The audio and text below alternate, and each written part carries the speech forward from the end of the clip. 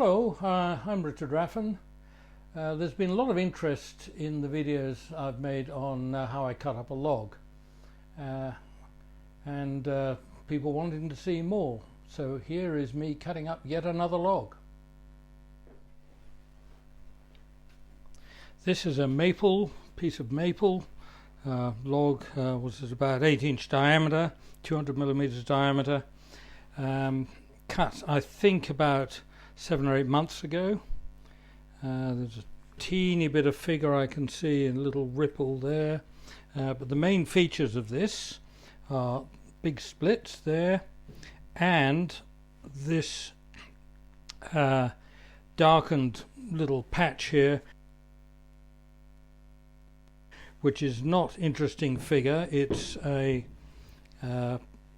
seam of silica which runs right through the log.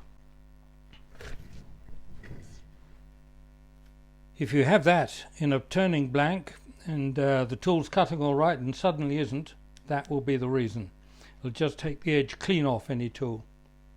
So first thing I'm going to do here is to cut off a thin slither at the end just to see if there are any micro splits in between the main ones.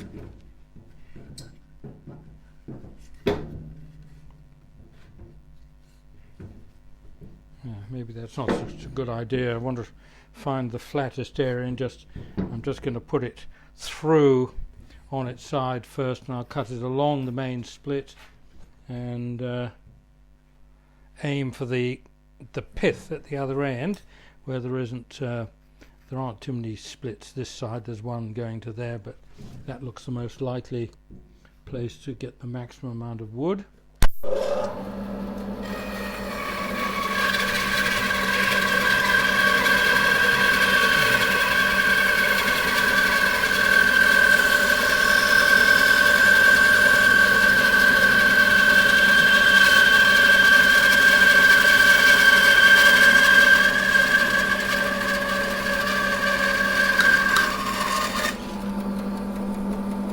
There's a little splitting sound just for the last little bit. That feels as if it's the kind of mid-20s still for moisture content.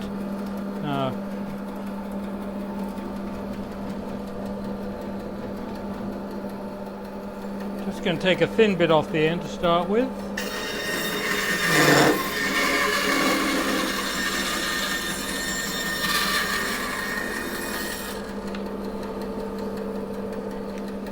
And when I split it, lots of other little splits come up.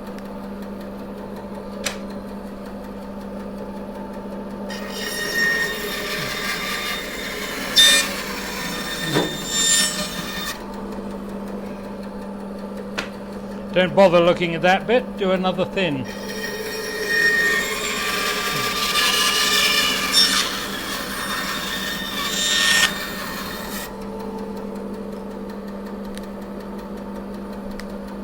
It's these thin hidden splits which you might otherwise only discover at the end of your project. They'll just show up after you finish sanding, and it's very frustrating when that happens and you wonder where they come from. Not looking good here. So I'm going to take about 1 inch off, and I can do something with that.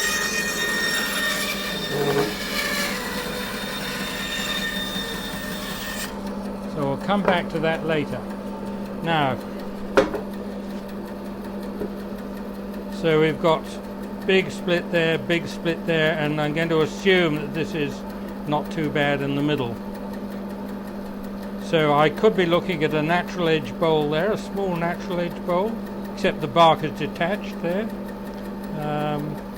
And there's another little natural edge bowl in there, or a wider one, a bowl in there.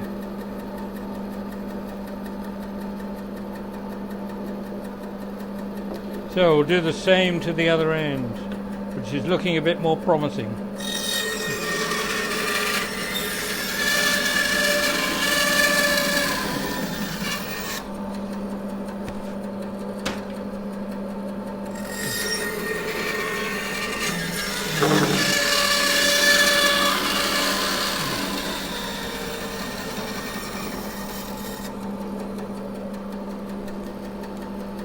Right, so that's only got one big split.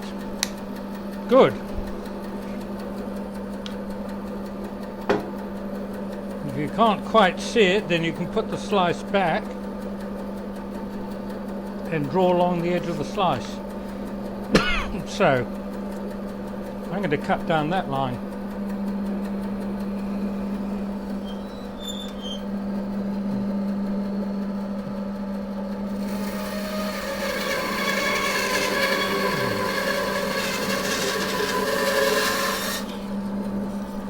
So the aim at this point is to get clean timber, and then you can work out what you might be able to do with it after that. So we'll set that one aside.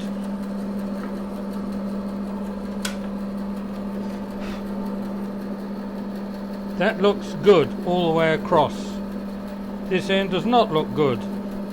So I've still got that big split. I've got another split here.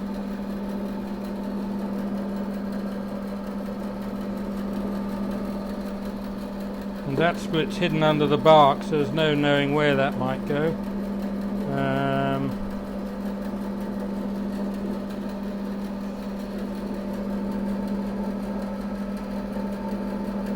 Now, I can cut this split out, and I'm going to basically come across the end grain, just widen the whole blank a little bit. So I'm really thinking of in terms of a blank in there.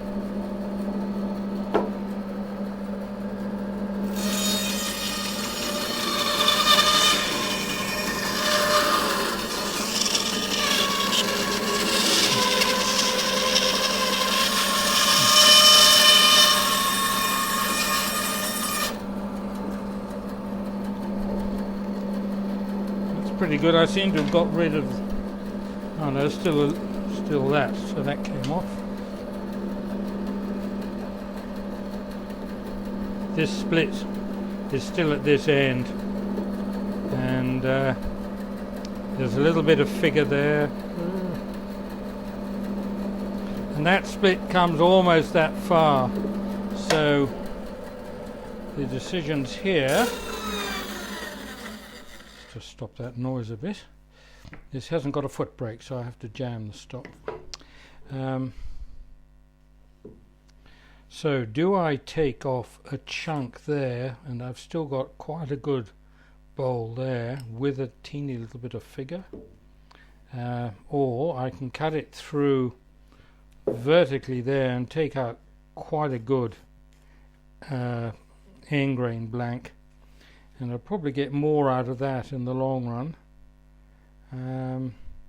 So I think I'll do that, and then over the other side I'll then have a flat face here, which means I've got little bowls sitting in there, little small bowls or boxes, stuff like that. But basically at this stage what I'll do is cut it down so I've got clean bits of wood which can then dry on their own. So just do that this way.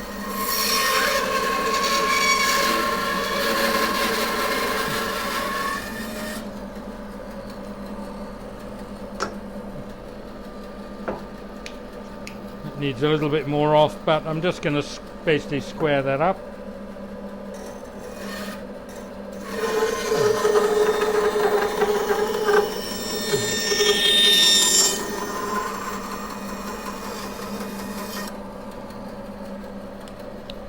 There's a little split there which is coming down the side here, and that's all to do with the original split I didn't get rid of, and that comes down there and is heading in that direction, which is more or less parallel with the outside, so that's going all together.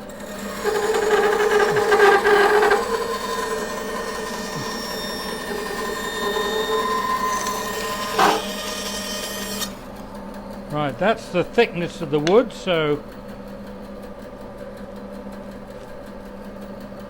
cut up that way.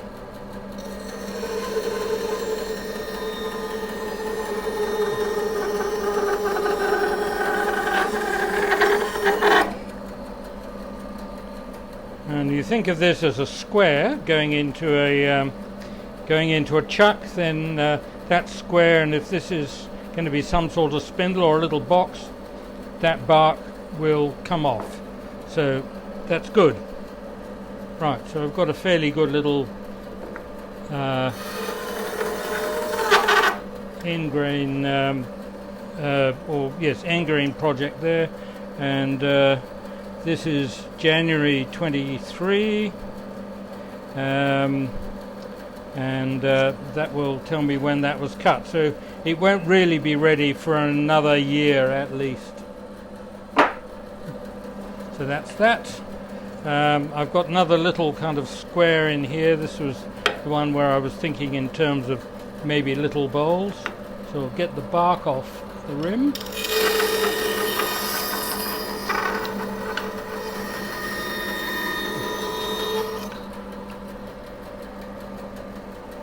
That's okay. And I've got a flat area there. I can support that from underneath, then I can just take a little flat off there.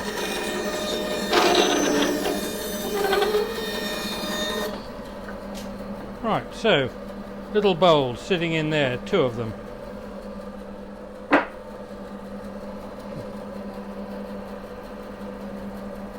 We'll go for the natural edge bowl there. And we'll just so they'll be sitting in there. That'll be about where the base is. So just take that. If I take it off at that angle, it won't be. Yeah, it won't be ideal. Really like it to cut more or less parallel to that. In fact, I'm going to take a bit more off this side, so if this is going to be the center of a natural edge bowl, that could do with having a little bit off there. Just make it easier to turn in the long run.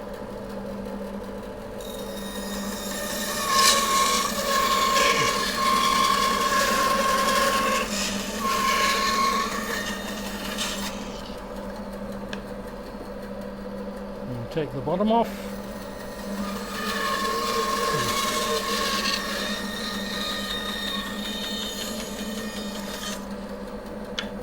And little bowls where it doesn't matter if they move a teeny bit, I could probably turn that straight away. This is all firewood. Right, now that was just 1/2 of the piece, and then the same is going to happen to the other side. So with this case, this is fairly steep. I'm just going to cut that so I've got a face to rest it on.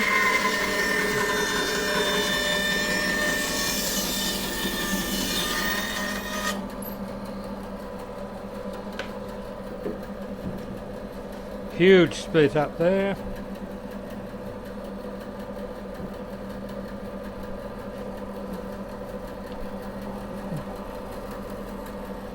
We'll shorten the whole thing first.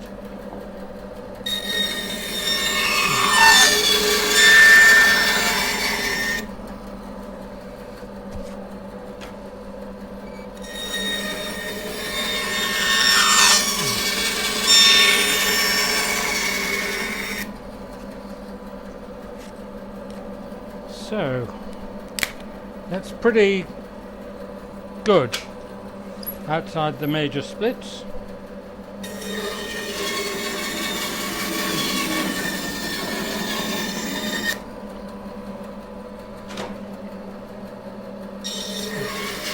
For reasons I don't understand, the camera stopped recording at that stage, so you just have to make do with seeing what I got out of the rest of the log. So I ended up, out of the 2 halves, I've got a natural edge bowl there, which might be a kind of slightly elongated one, 2 little natural edge bowls in there, and there was another blank about half the length of that, which has already become this. Now this has its own little video. Teeny natural edge bowl. I also got a centre work blank, which you might remember, that really to be dry needs at least another year, maybe 2 years, just in a box somewhere. If I'm going to use it for making an end grain box or anything like that. I've got another couple of little bowls in there, and this bigger one, not quite sure what I'll do with that, but again there are another couple of bowls in there. Now on top of that, you might remember I cut a kind of 1 inch wide bit when trying to get rid of splits off the end of the log. Now this is not entirely wasted. I can make beads from little bits like this. Now what I do is go to the drill press and drill a little hole right the way through, and then I square it off and do the same with all of them, and I end up with a blank rather like these. That one maybe would be better if it didn't have that big spike, but it's not a big deal. But these then go between two centers to make beads, and it's wonderful practice for the skew chisel or for a gouge, especially when you're first starting. And so those have their own little video. I've just made one.